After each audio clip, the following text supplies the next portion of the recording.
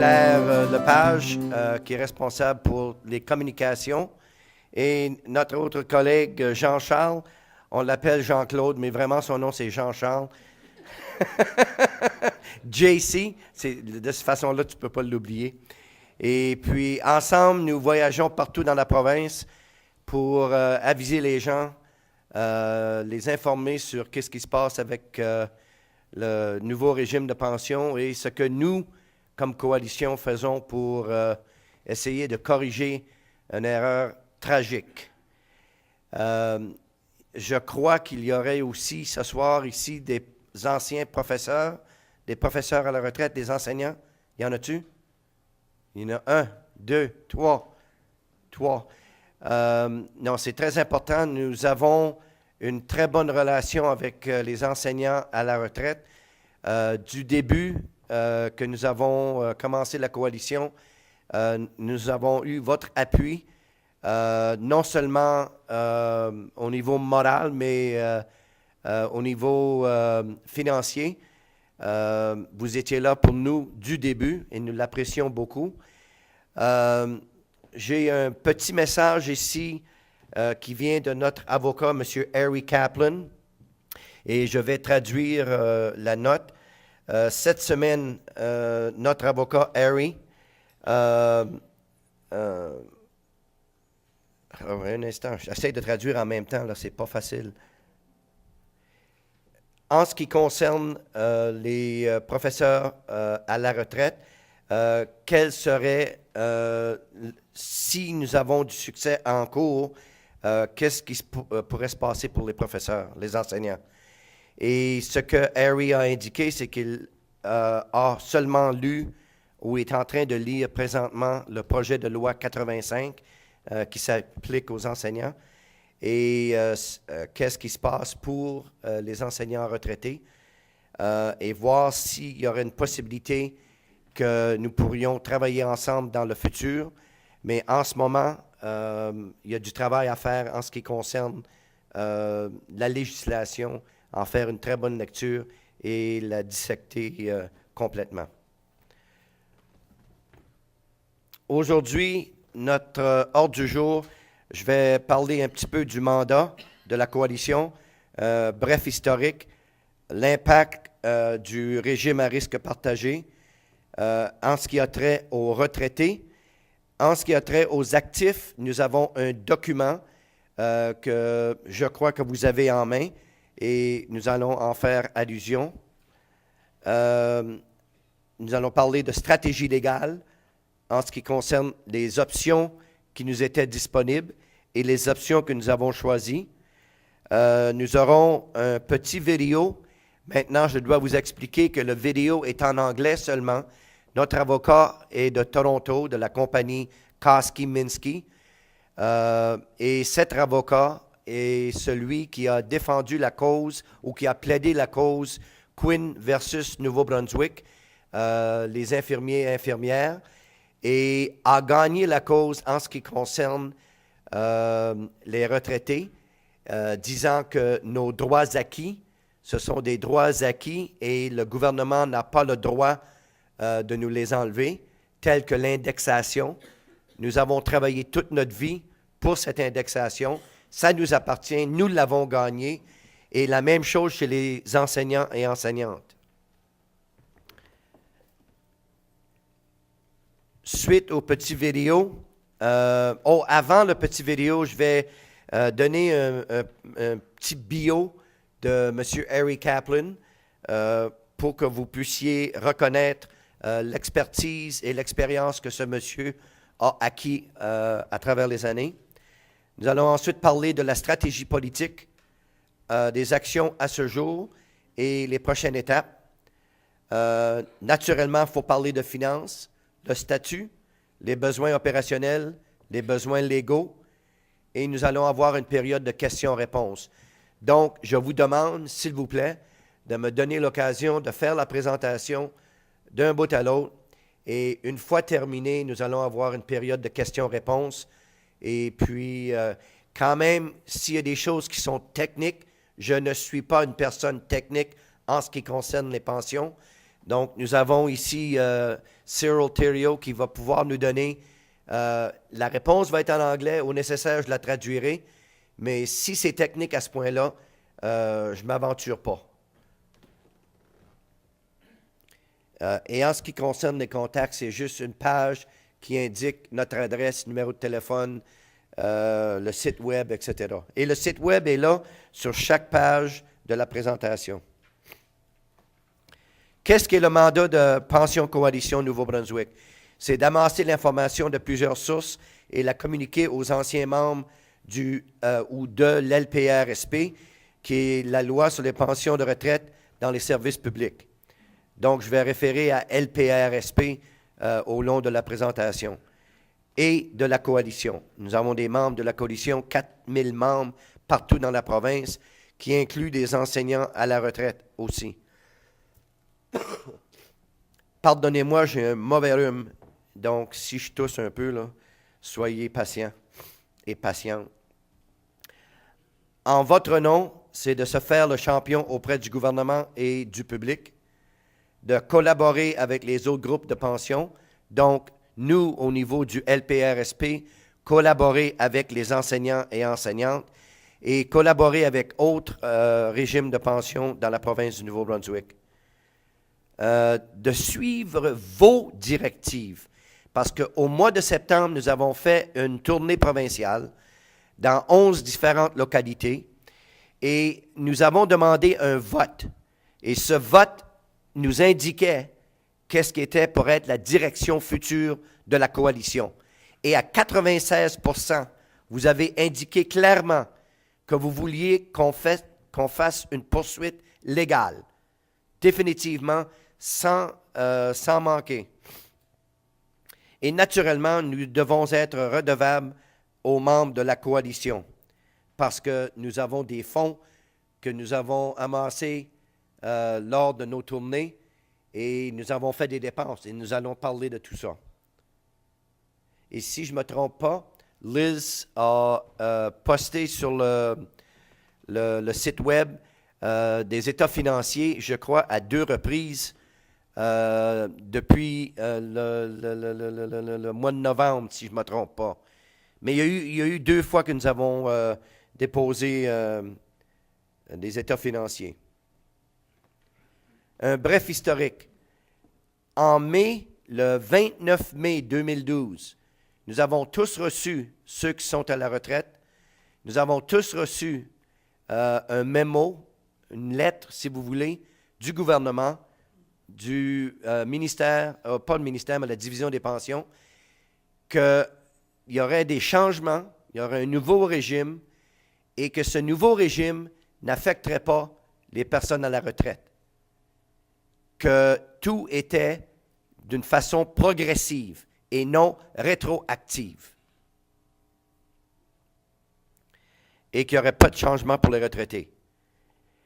À l'automne 2012, il y a eu des pourparlers et les gens se méfiaient de ce que le gouvernement disait et les gens ont commencé à se rencontrer dans une maison privée pour commencer à discuter de ce qui se passait au niveau des pensions. On n'aimait pas ce qui se discutait, mais on ne savait pas ce qui se passait du tout. La coalition s'est formée, s'est établie en février 2013. Nous avons fait une première tournée provinciale.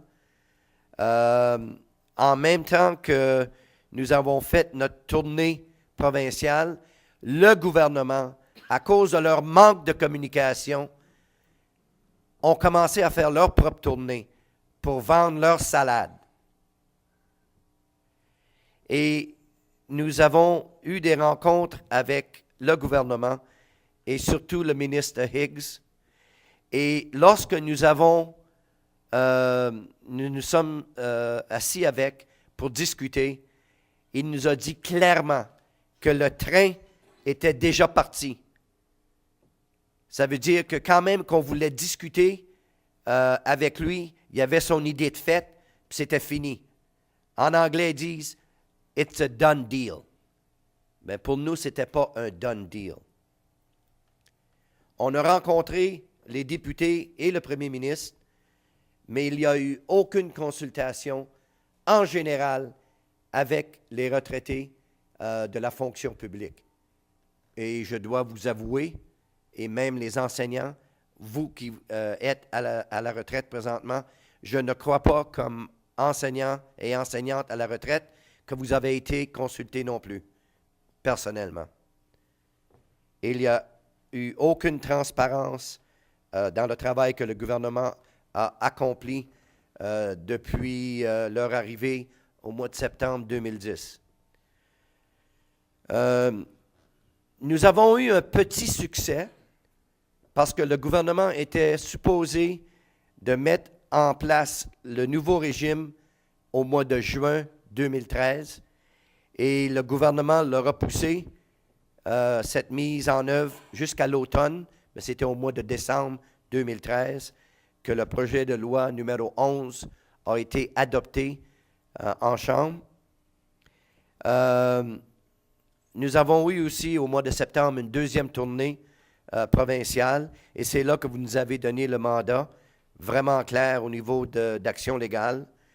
Nous avons eu une manifestation de la coalition à Fredericton où est-ce qu'il y avait au-delà de 3000 personnes de partout de la province.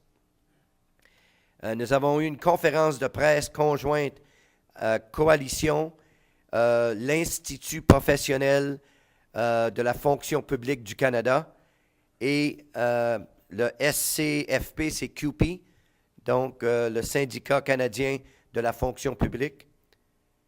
Et ensuite, le projet de loi a été adopté en décembre 2013. Qu'est-ce qui est l'impact du régime à risque partagé chez les retraités? Bien, premièrement, le LPRSP, la loi sur les pensions de retraite dans les services publics, est maintenant abrogée, n'existe plus. Le gouvernement s'en est débarrassé et le nouveau projet de loi 11 remplace et essaye de convertir les retraités existants au nouveau régime à risque partagé. Ce nouveau régime protège les bénéfices de base à compter du 1er janvier 2014. Ça, c'est quelque chose que nous avons réussi aussi à accomplir. Mais je dois vous avouer que chez les enseignants et enseignantes à la retraite, présentement, votre base au niveau de pension n'est pas garantie du tout, tandis que chez les gens dans le service public sont garantis et votre indexation à 75%, probablement une moyenne sur une période de 20 ans, probablement vous allez la recevoir, mais elle est conditionnelle comme la note est conditionnelle. Donc, le travail n'est pas terminé chez les enseignants et enseignantes à la retraite. Ça, je peux vous le garantir. Et chez nous, nous n'arrêtons pas du tout. Nous allons d'avant. Le nouveau projet de loi étend la protection au programme de retraite anticipée. Moi, je fais partie d'un programme de retraite anticipée. En 2004, j'ai participé dans ce projet et puis j'ai un contrat individuel avec la province du Nouveau-Brunswick et ce contrat est protégé par ce nouveau projet de loi. Mais, le gouvernement a le droit de réduire ou d'enlever complètement ce montant qui est un contrat individuel que j'ai avec le gouvernement. Donc, je peux perdre un montant significatif de ma pension. Et la chose qui nous a déçus le plus, c'est que le nouveau projet de loi numéro 11 fournit une immunité aux personnes impliquées dans cette conversion. Donc, le gouvernement, tous les membres de l'Assemblée législative, le premier ministre, les unions, ne peuvent pas être apportés en cours selon le projet de loi. Ils ont inséré une condition, si vous voulez, une clause d'immunité. Mais avec notre avocat, vous allez voir plus tard dans la présentation que nous avons l'opportunité d'aller d'avant et de plaider la cause devant un juge. Maintenant, comme je vous ai dit, notre base au niveau de pension, le montant de base à partir du 1er janvier 2014 est protégé. Voici qu'est-ce que je veux dire.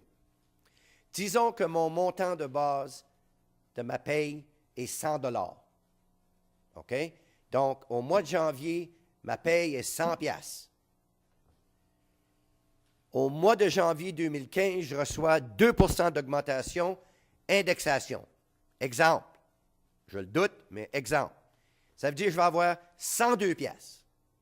C'est ça qui est ma nouvelle base. Puis l'année d'ensuite, en 2016, j'ai encore un 2 %. Là, j'ai 104 $ et quelques cents. Hey, ça va bien les affaires. Mais, en 2017, l'année 2016 ne va pas si bien. Puis en 2017, ils coupent. Puis ils coupent sévèrement. Ils peuvent descendre jusqu'à 100 $. Ils peuvent descendre jusqu'à 100 $. Et puis, après ça, s'il y a le plus bas, pour s'assurer que le régime fonctionne bien, le gouvernement a garanti que si ça descend à 96 $, que le gouvernement va payer le 4 $ pour l'amener à 100 $, qui est la base. Il faut comprendre ici, là. C'est très important. La base de 100 $ ne sera jamais réduite. Mais la base future avec l'indexation peut être réduite, mais jamais en bas de 100 $. Est-ce que c'est clair? Ça, c'est qu'est-ce que nous autres, nous avons comme entente avec le gouvernement, et c'est dans le projet de loi. Mais les enseignants et enseignantes à la retraite ne l'ont pas. Si vous avez 100 $ au mois de janvier 2014, puis les choses vont mal en 2015, durant l'année 14, en 2015, il y a possibilité que vous allez descendre en bas de 100 $. Ça, c'est la garantie que nous avons eue, mais que vous n'avez pas.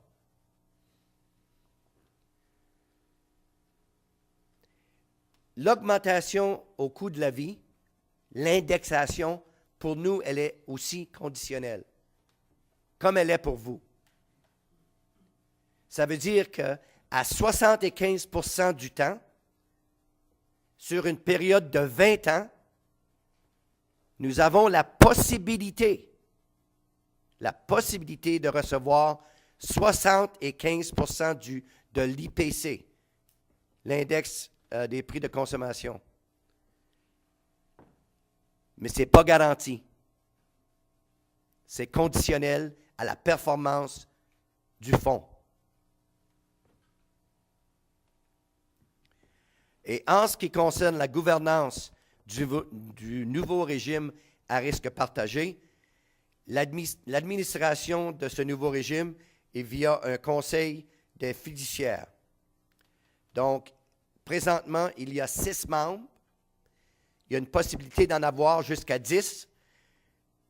Aujourd'hui, c'est un comité ou un conseil d'administration temporaire qui, au mois de juin, it is June, au mois de juin, ils vont nommer les membres et ça peut aller jusqu'à 10.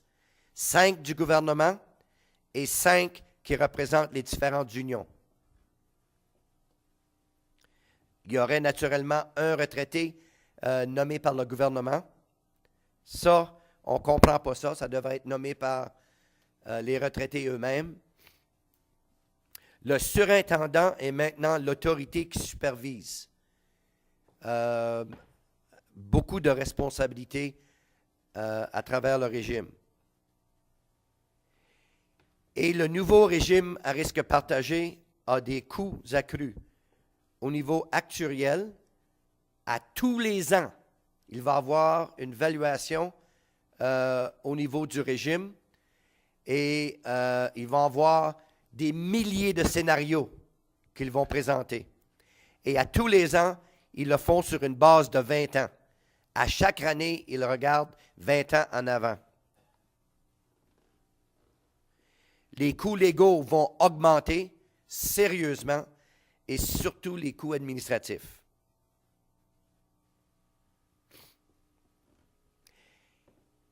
Suite à notre tournée provinciale du mois de septembre et que vous nous avez donné la direction en ce qui concerne le processus légal, notre avocat, Harry Kaplan, nous a donné 3 façons d'argumenter légalement.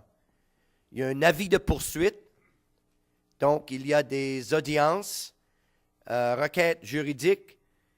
C'est un processus qui est très long et très dispendieux. Il y a les tribunaux administratifs sous la loi en anglais c'est PBA, Pension Benefit Act. En français, c'est la loi, je ne sais pas, LPP. C'est plus rapide et ça arrête potentiellement les démarches. Il y a une possibilité sous les tribunaux administratifs d'arrêter le processus. On va en discuter un petit peu plus. Et ensuite, il y a l'avis de demande.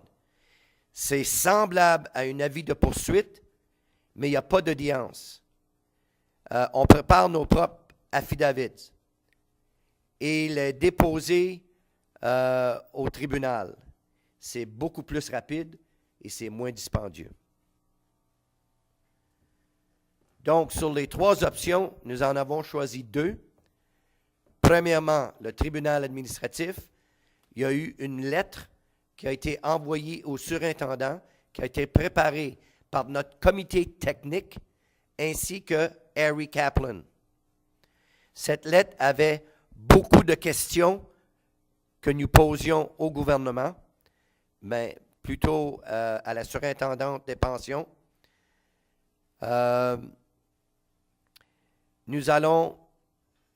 L'argumentation, c'est d'utiliser la charte pour retarder l'implantation ou l'enregistrement du régime à risque partagé. Et pourquoi? À cause de discrimination. Nous sommes des personnes âgées, nous sommes à la retraite et nous avons des droits acquis et le gouvernement nous les a enlevés. Donc, c'est définitivement une discrimination. À ce jour, nous devions avoir une réponse le 1er avril 2014. À ce jour, nous n'avons rien reçu de la surintendante des pensions. Elle nous a indiqué que dans un avenir rapproché, on devrait recevoir une réponse. Mais on ne sait pas ce que ça veut dire. Notre attente, c'est que l'enregistrement du régime va être fait, va être accompli par la province. La deuxième option qui a été choisie, donc nous avons fait notre travail en ce qui concerne essayer de retarder l'enregistrement, essayer de retarder le plus longtemps possible. Ça nous donne l'opportunité au niveau de notre cause légale. Maintenant, nous allons d'avant avec un avis de demande. Et l'avis de demande est en train de se faire préparer présentement. Comme on se parle, l'avocat Harry Kaplan à Toronto le fait présentement avec notre comité technique. Et il devrait être déposé au mois de juin cette année. Nous devons agir rapidement, sinon on pourrait questionner nos intentions. C'est beau de dire on va aller en cours, on va aller en cours, on va aller en cours, mais quand est-ce qu'on va y aller en cours? Mais là, on y va en cours. Et puis, il faut s'assurer que le gouvernement le sache, qu'on y va en cours.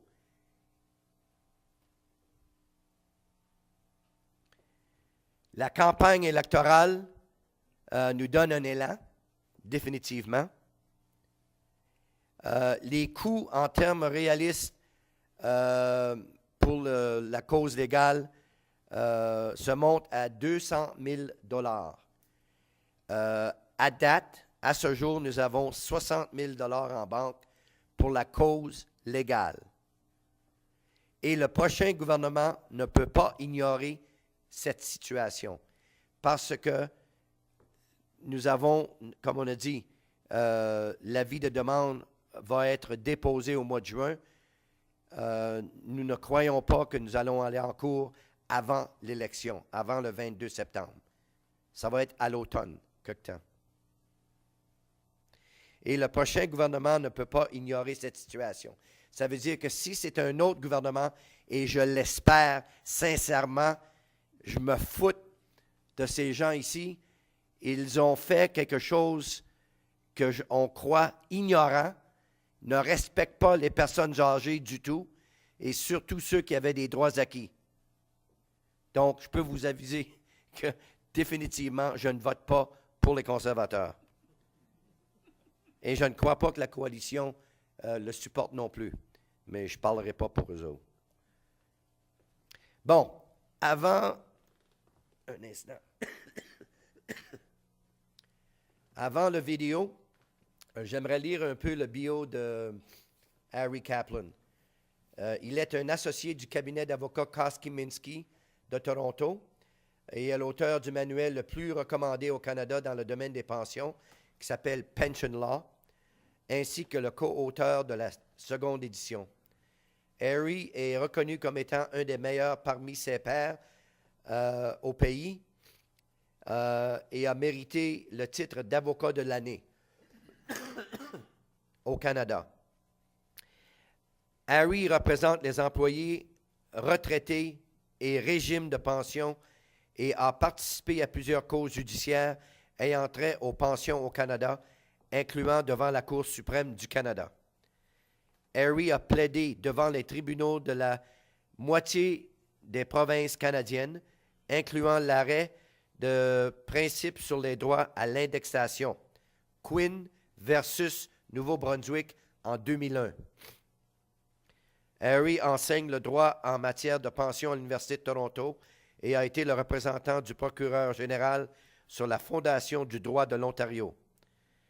Puis Harry est également propriétaire, exploitant d'une maison de disques indépendante, Paperbag Records. On a quelqu'un qui jive, en tout cas. Bon, un instant, je vais mettre la vidéo. Comme je vous l'ai dit auparavant, la vidéo est seulement en anglais. Harry ne parle pas français. Donc, s'il y a quelqu'un qui est fâché, je m'en excuse, mais on croit que c'est très important que vous l'écoutiez.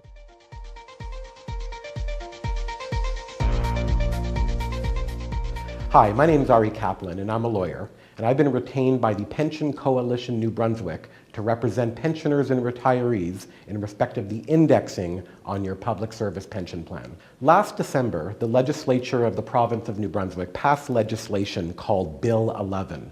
What Bill 11 did was convert your pension plan from a statutory guaranteed pension plan protected by the consolidated revenues of the province of New Brunswick into something called a shared risk plan.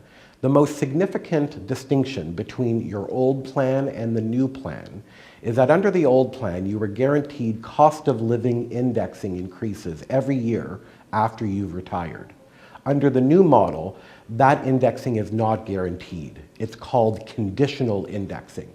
That's a major change to your pension benefits. People who have worked for 20, 30, even 40 years in some cases had an expectation that every year that you worked, you would be entitled to a cost of living increase at the appropriate time when you retired. The conditional nature of the new shared risk plan puts that at risk. I believe that the government did not have the legal authority to pass legislation to unilaterally take away your guaranteed indexing. All legislation that's passed by any government in any legislature in the province is not unfettered. All legislation has to conform to what we call the Charter of Rights and Freedoms. And what that says is that government cannot unilaterally discriminate against certain demographics in society without just cause. In this case, we say the government did not have just cause to change your vested benefits that you've earned through your work. The government has to comply with the rule of law in the workplace. And by passing legislation the way they did, they've done what no private employer in the country has the legal authority to do. The reason why the government is able to make this change and not a private employer is because the government has the power of the legislature behind it. It can implement legislation subject to the will of the people and subject also to the Charter of Rights and Freedoms. From a legal perspective, if the government is going to be making the argument that it can't afford to pay you the indexing that you earned in your workplace, it has to look at all of the different revenues associated and expenditures associated with caring for you in your old age. Because a government is not just your employer, the government is your state. A government has a duty to balance its budget, but the government also has a duty to care for its people, particularly in older age. The problem I have is that Bill 11 is not implementing what was recommended in the government's own report. Specifically, the government said that benefit changes will only apply in the future. They said that each retiree will keep what he or she has already accrued under the plan pre-conversion. The government specifically says that vested amounts as well as indexation already granted to current retirees are retained. However, that's not what they've done in Bill 11. They've made all of the indexing that you've already earned conditional in the future. People who are retired have little advantage available to be able to replace the income lost by the lost indexing. Unlike a 30-year-old who still has 30 years plus of work ahead of him or her, somebody who's 70 has already been through that cycle. And that's what makes seniors different from every other employee in the plan and different from every other taxpayer. And that's why I believe that this legislation unjustifiably discriminates against seniors. You've already spent your years putting in your employment, paying for your pension, paying off the mortgage. And now at the end of the day, at the time in your life where you least have the ability to replace that income, you're being asked to take a gamble. And I believe in all of the circumstances that that does not run in conformity to the Canadian Charter of Rights and Freedoms. In conclusion then, 1, the government has passed Bill 11, which is legislation that eliminates your guaranteed indexing increases. 2, you have the legal right to challenge that decision, even though it's been made in legislation. 3, we're waiting for a decision of the Superintendent of Pensions in respect of the legal action that has already been started by the New Brunswick Pension Coalition. 4, after a decision comes out, there may be any one of a number of legal routes that we go to before we get to hear it before a judge. 5, litigation is expensive and it takes some time. There's no guarantee this will be completed before the next provincial election in September. It may take a little while, but that should not discourage you from exercising your rights, because if you don't exercise them now, when? Thank you for taking the time to listen to me today about your pension indexing.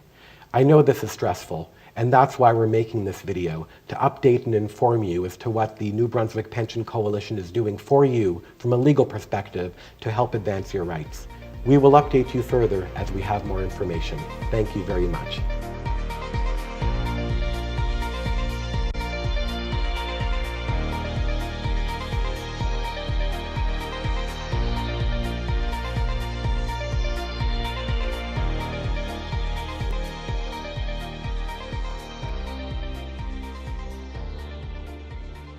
On continue.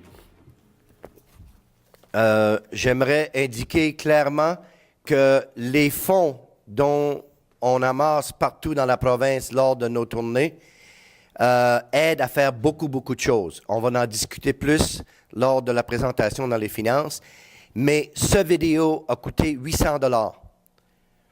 C'est très raisonnable et puis, donc, c'est vrai que les avocats sont dispendieux à 475 $ de l'heure. C'est vraiment, il nous a donné un deal. Moi, j'aimerais ça faire 475 $ de l'heure. Ça serait plaisant. Oui, il y a ça, par exemple. Exact. Bon.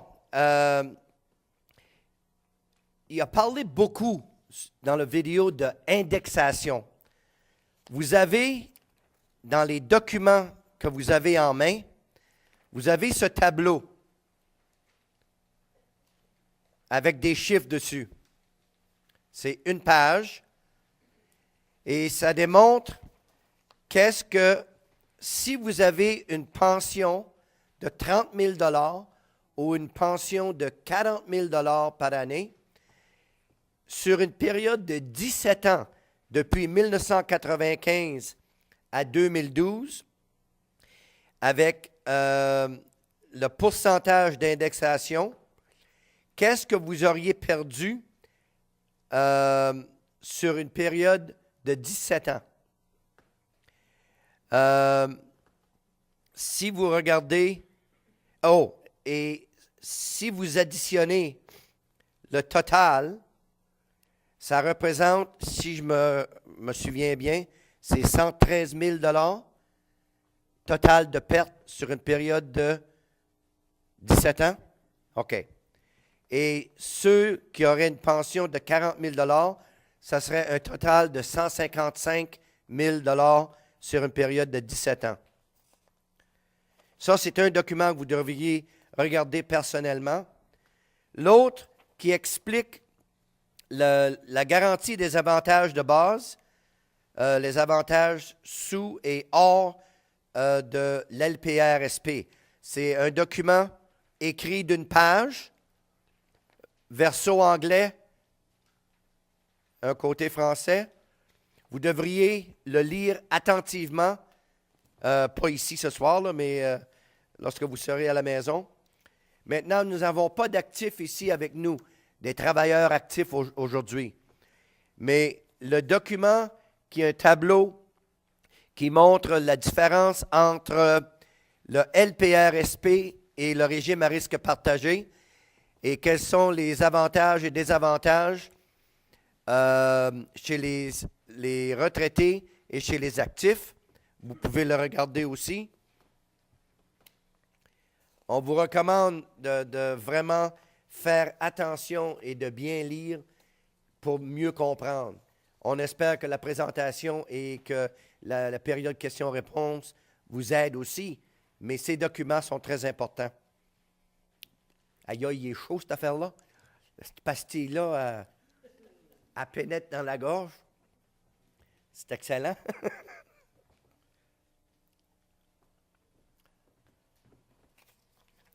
Maintenant, nous tournons la page envers la stratégie politique, les actions à jour. Nous avons eu beaucoup de gens du LPRSP et beaucoup d'enseignants et enseignantes à la retraite qui ont participé avec nous à l'Assemblée législative lorsque le projet de loi se faisait discuter par les députés. Nous avons eu une manifestation où il y a eu au-delà de 3000 personnes à Fredericton, des gens de partout de la province, enseignants et enseignantes inclus à la retraite, qui ont participé avec nous. Et nous vous remercions pour ça. Il y a eu des rencontres avec les partis politiques. Bonnie, comme présidente du conseil d'administration, a rencontré personnellement les leaders de chaque parti. On a discuté avec eux une motion que nous allons discuter dans une seconde. Il y a eu des lettres, des courriels, des articles, des communiqués de presse. Vous avez écrit des articles dans les journaux. Certains ont été publiés et autres n'ont pas été publiés. Ça dépend si c'est le magazine à Irving ou non. Si c'est le magazine à Irving, beaucoup de fois, on n'a pas eu l'occasion d'imprimer nos articles. Je ne pense pas qu'Irving veut qu'on ait notre pension, honnêtement. Ah, puis lui, ça ne me dérange pas, moi non plus, de parler d'Irving. Au niveau de stratégie politique, au niveau d'étapes prochaines, nous avons une motion que nous avons discutée avec tous les partis politiques. Et la motion se lit comme suit, et vous l'avez avec vous. ça serait bon de le dire en français. Pension Coalition propose que votre parti appuie les réformes des pensions de tous les citoyens du Nouveau-Brunswick, non pas seulement les employés des services publics, utilisant un processus ouvert et transparent. S'assure que les obligations contractuelles envers les anciens employés soient honorées, puisque la Cour suprême du Canada a réaffirmé que les pensions étaient en fait des salaires différés dus aux employés, et travaille avec les secteurs publics et privés, utilisant une approche inclusive et consultative sur le besoin de pension qui auront un financement assuré et protégeront les prestations pour les futurs et les anciens employés, réexamine l'imposition du régime à risque partagé aux autres groupes d'employés, particulièrement les anciens membres et les retraités de la LPRSP, ou une minorité d'employés en négociation de la LPRSP ont accepté de lier plus de 30 000 personnes aux conditions du régime. Ça veut dire qu'il y a environ 4500 employés qui sont syndiqués, qui ont signé pour le nouveau régime à risque partagé, et ça implique 30 000 de nous, et nous n'avions rien à dire. Il y a 13 000 retraités du LPRSP. Il y a 7 000 qui n'ont pas d'union. Et il y a 12 000 qui travaillent comme actifs. Sur ces 12 000-là, 4 500 ont fait la décision. Ce n'est pas juste du tout. Et les membres eux-mêmes n'ont pas eu l'occasion de voter. Ce sont les dirigeants de chacun de ces syndicats qui ont fait la décision. Et la clause d'immunité s'appliquait à eux. S'assure que les placements de tous les régimes de pension publique continuent à être gérés par la Société de gestion des placements du Nouveau-Brunswick, utilisant des critères axés sur les compétences pour les nominations des membres sur le conseil d'administration. Lors de la convention de discussion des politiques pour le Parti libéral qui a eu lieu à Fredericton le 26 avril dernier, nous avions 7 motions et une autre motion qui ont été posées et votées et acceptées par le Parti libéral lors de leur convention. Toutefois, qu'est-ce qui nous intéresse beaucoup plus, c'est que ça fasse partie de la plateforme. C'est ça qui est très important. Au niveau du NPD, le Parti vert et le People's Alliance, on les a tous rencontrés et Dominic Cardy nous supporte à 100%. Il dit « Un contrat est un contrat est un contrat » et a indiqué clairement que lui, en rentrant comme premier ministre, s'assurerait que nos droits acquis seraient respectés.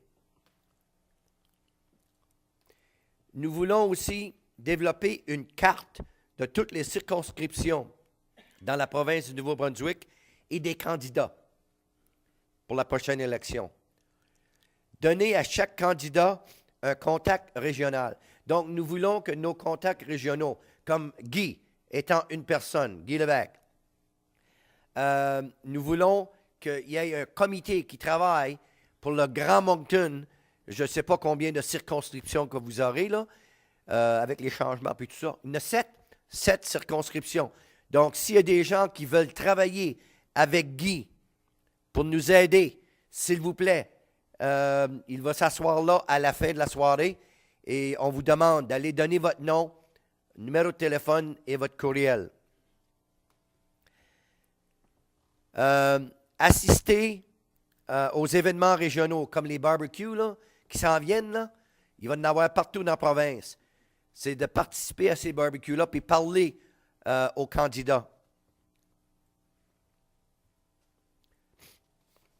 Bon, maintenant, nous allons parler de finances.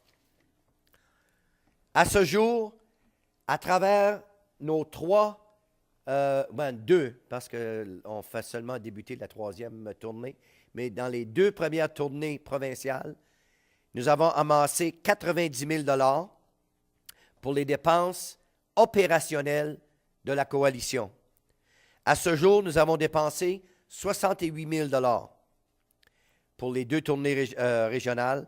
Et il faut vous aviser que tout le travail que nous, comme bénévoles, nous faisons, les gens qui sont ici et les gens qui sont à Fredericton et les gens partout dans la province qui représentent la coalition, nos contacts régionaux, tout le travail se fait comme bénévole, volontairement. Personne ne se fait payer. En plus de ça, tous nos voyages, nos dépenses pour l'essence, les repas, les hôtels, on les paye personnellement. Ça ne vient pas de l'argent qu'on amasse partout dans la province au nom de la coalition. C'est notre contribution envers la coalition, notre contribution financière. Donc, assurez-vous qu'on n'est pas ici payé pour faire ce qu'on fait. OK? Certaines dépenses étaient au niveau des annonces, radio et journaux, le site web, les ordinateurs, les photocopies, les fournitures, les salles pour nos rencontres. Il y a certaines salles qui sont disponibles gratuitement. Il y en a d'autres qu'il faut qu'on paye, puis qu'on paye au niveau de la maintenance, au niveau technique, etc., etc. Et téléphone et poste. Donc, en banque, nous avons présentement 22 000 Et nous savons, selon notre personne responsable, Liz Abraham, qui est responsable pour nos finances, que nous avons besoin de 45 000 à partir d'aujourd'hui jusqu'à la fin du mois de décembre 2014. Ça veut dire que nous avons besoin au niveau opérationnel 23 000 Dans notre tournée, c'est ça que nous allons faire. Nous allons aller chercher autant que possible, faire notre collection, comment on dirait ça, comme si on serait à l'église, et puis on demande aux gens de participer financièrement. Passer le chapeau. Au niveau d'action légale, on a mentionné un minimum de 200 000 amassé à ce jour 60 000 dépensé 30 000 Et le 30 000 c'était pour avoir un avis légal et la lettre qui a été préparée pour envoyer au surintendant, à la surintendante des pensions. Toute la recherche qui a été mise à l'arrière de tout ça, ainsi que les appels conférences, 30 000 Ça ne prend pas grand temps que l'argent, ça se fait dépenser au niveau légal. Donc, on doit recueillir encore 140 000 pour qu'on puisse aller en cours et recevoir un jugement.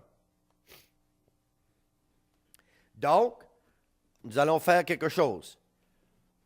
On va quêter. Nous allons passer, c'est pas un chapeau, mais si ça serait un chapeau, ça serait drôle que le job. C'est un bucket.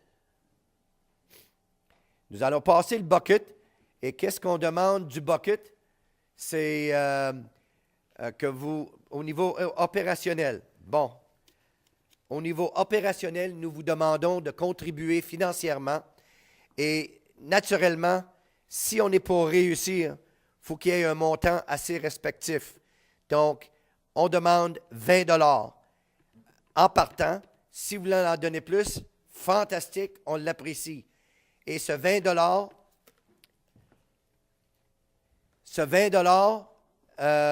nous espérons aller en chercher le 23 000 S'il y a plus que 23 000 de recueillis à travers le chapeau ou le bucket, nous allons le déposer pour le légal, pour la cause légale. Donc, on vous demande, s'il vous plaît, contribuer. Vous avez une enveloppe dans vos mains et l'adresse de la coalition est sur l'enveloppe. On vous demande si vous voulez aujourd'hui de contribuer au niveau légal, écrivez un chèque, déposez dans l'enveloppe, donnez-le nous ou envoyez-le par la poste. Donc, Jean-Charles, s'il vous plaît.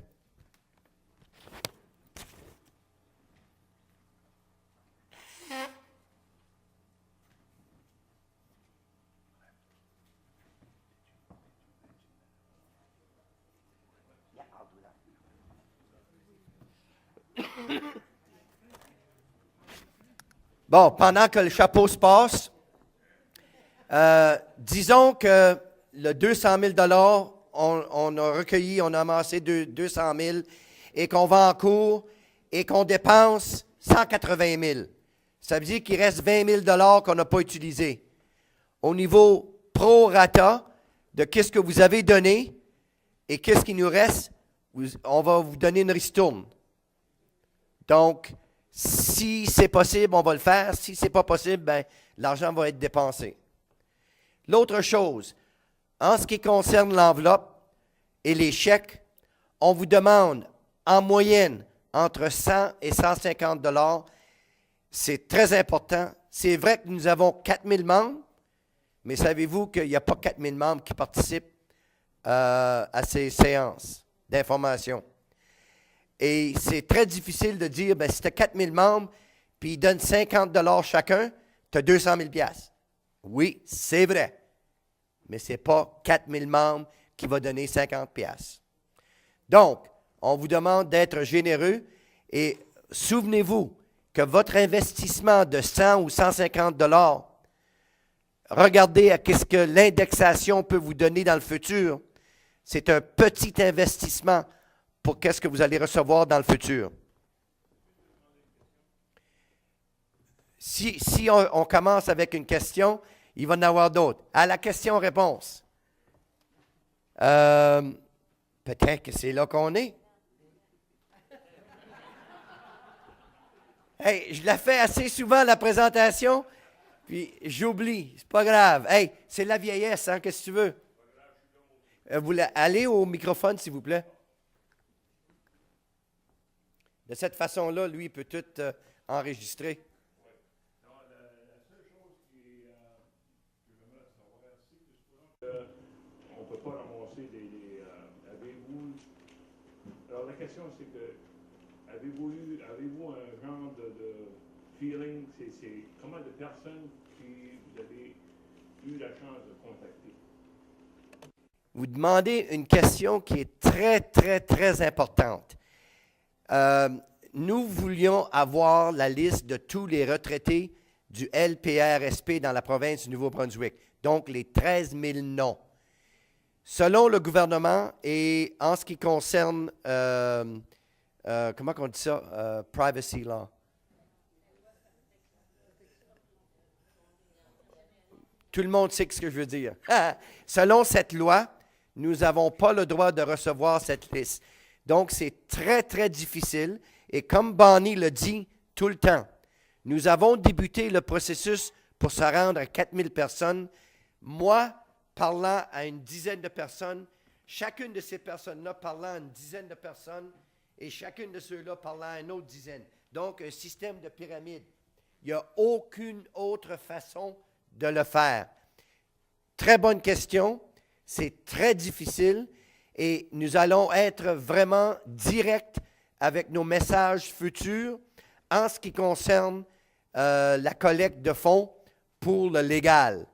Nous allons le dire clairement, nous avons besoin minimum 100 à 150 $ chaque personne. Et à partir de demain ou la semaine prochaine, lorsqu'on termine notre tournée, nous allons être aussi directs. Puis il y a 4 000 personnes. Donc, on devrait être capable d'aller chercher les fonds additionnels.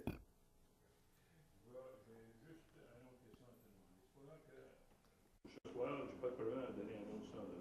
Okay? J'ai le droit de donner 100 $, puis je n'ai pas de problème à donner un autre 100 $. Mais si, comme tu dis, si tu as pris, puis au lieu de 200 000, tu dépenses seulement que 180 000. Oui. C'est quoi comment est-ce que tu vas savoir que j'ai donné 200 $? Parce qu'on va avoir ton nom, ton adresse, possiblement ton numéro de téléphone.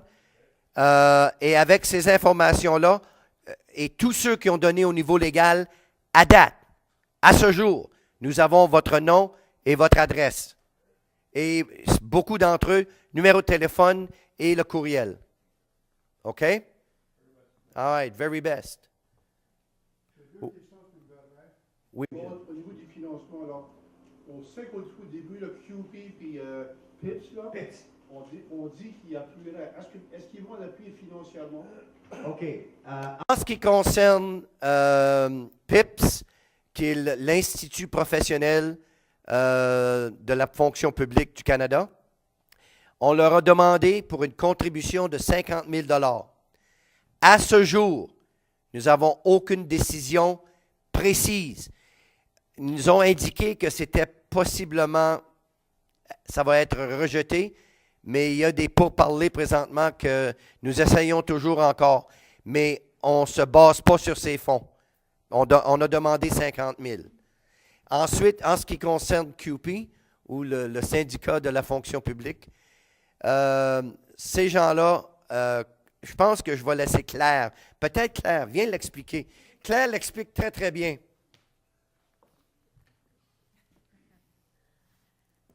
QP, c'est comme on dit en bon français, c'est hot and cold.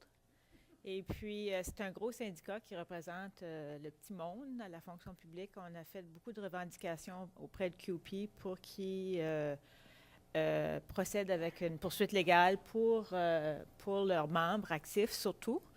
Et on leur a aussi demandé de l'appui pour les gens qui sont retraités de QP parce que c'est un principe de base qu'on essaie de maintenir, des droits acquis pour des gens à la retraite. Alors, ils nous ont dit qu'ils voulaient voir le projet de loi qui serait déposé pour les enseignants du régime public. Le projet de loi a été déposé cette semaine. Cette semaine, à notre réunion à Saint-Jean, il y avait un des représentants de QP. Ils ont 12 locaux de QP. Un des représentants de QP, pas Danny Legère, mais un des représentants a parlé publiquement à notre rencontre. Il nous a donné toutes sortes d'indications, je crois, qu'ils sont prêts à revendiquer légalement pour leurs membres. En ce qui a trait pour les gens retraités, par contre, là, c'est un gros point de question à ce point-ci. Mais on espère, on pousse tout le temps, parce que je crois que le régime à risque partagé est vraiment une injustice pour tout le monde. Ma deuxième question, M. le Président, c'est au sujet du processus. Lorsqu'on parle de l'avis de demande qui va être déposé au mois de juin, Oui. est-ce que ça risque de retarder l'implantation du projet de loi, de un, et deuxièmement, si la surintendante décide, est-ce que la surintendante peut retarder l'application également de la loi? Alors, c'est deux questions. La demande qui a été faite auprès de la surintendante des pensions, c'est de retarder. Définitivement, c'est ça qui est le but de la lettre de notre avocat, Harry Kaplan. C'est clairement de retenir l'enregistrement, si tu veux. En ce qui concerne notre avis de demande, qu'elle l'enregistre ou non, on s'en fout, on avance quand même, on fait notre avis de demande et on veut apparaître devant la Cour. Oui, c'est en vue d'élargir notre base. Donc, j'ai peut-être deux, trois questions d'intervention à ce niveau-là. Vous avez les contacts ou les courriels de membres participants à combien de personnes? 4 000 personnes. Ah, c'est ça, vous le faites à 4 000. Ouais. Avez-vous des moyens ou des propositions d'élargir ça de toute façon? Comme je l'ai indiqué, La seule façon de le faire, nous avons nos contacts régionaux. À travers nos contacts régionaux et les membres de la coalition sur le conseil d'administration, on essaye d'élargir, si vous voulez, les contacts ou le network partout dans la province. Donc, Gilles, avec autant de personnes que Gilles peut avoir avec lui, pas Gilles, qu'est-ce que je dis là? Guy. Que Guy, avec autant de personnes que lui peut avoir, travailler avec lui et ouvrir l'opportunité d'aller chercher plus de personnes, c'est la seule façon qu'on a.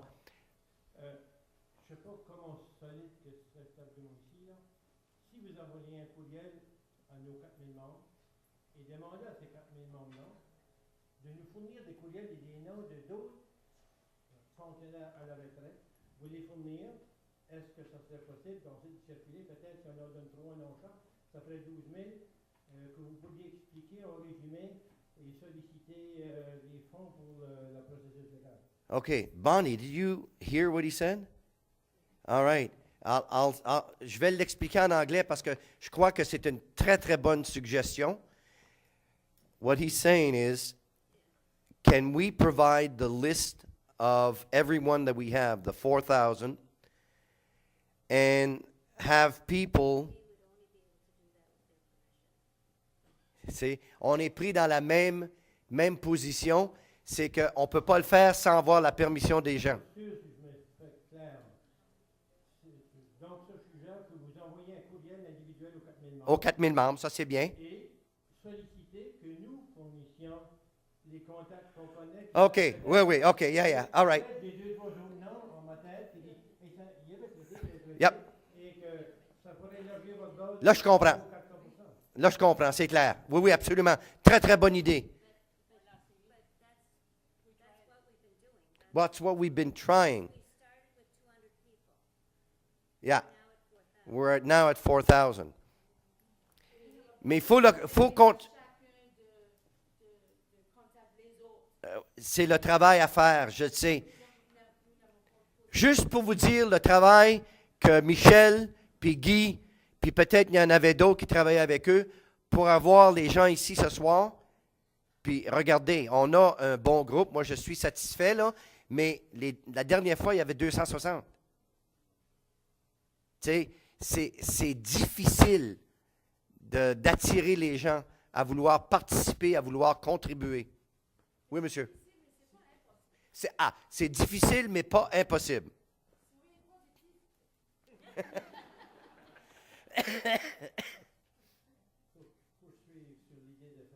Oui.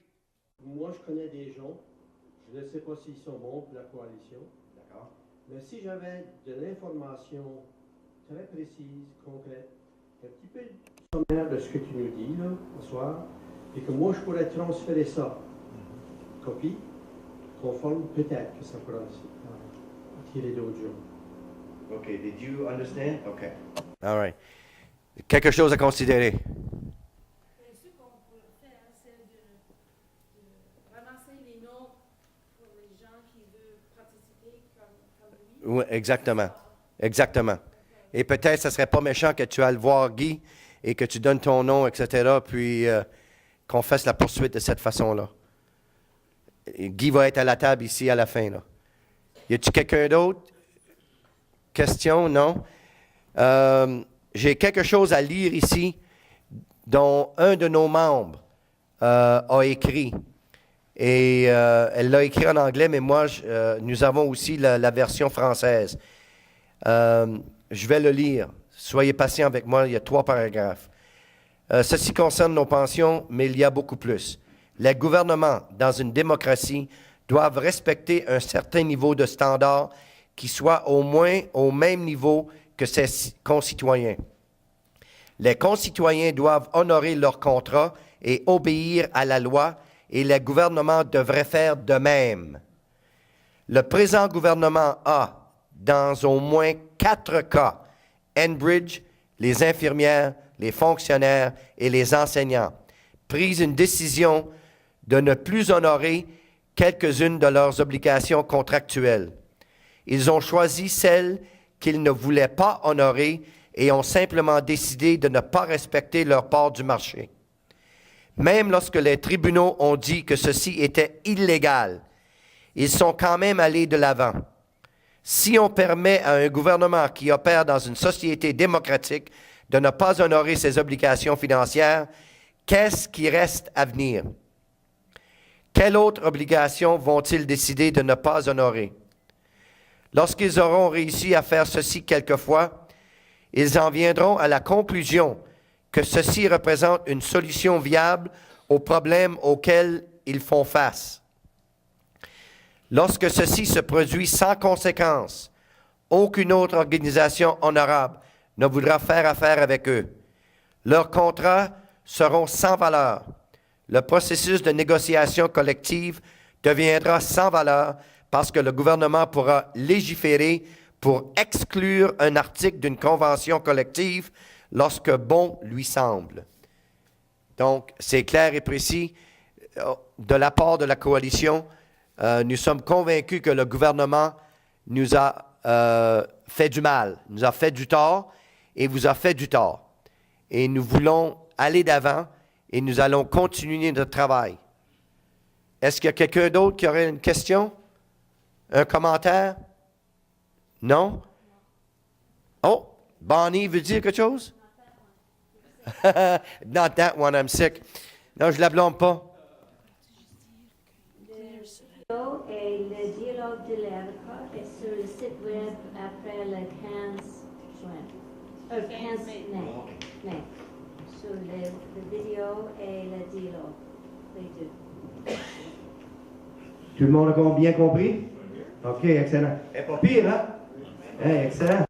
Well done. OK, s'il n'y a pas d'autres questions, on veut vous remercier sincèrement pour avoir pris le temps de venir nous voir ce soir. Et Claire va être ici en avant et elle acceptera les enveloppes avec les chèques de 100 à 150 $. Oh, t'es pas là pour ça? Whatever? Oh, s'il y a quelqu'un qui veut nous aider, Claire va prendre votre nom et votre adresse, courriel, etc. Et Guy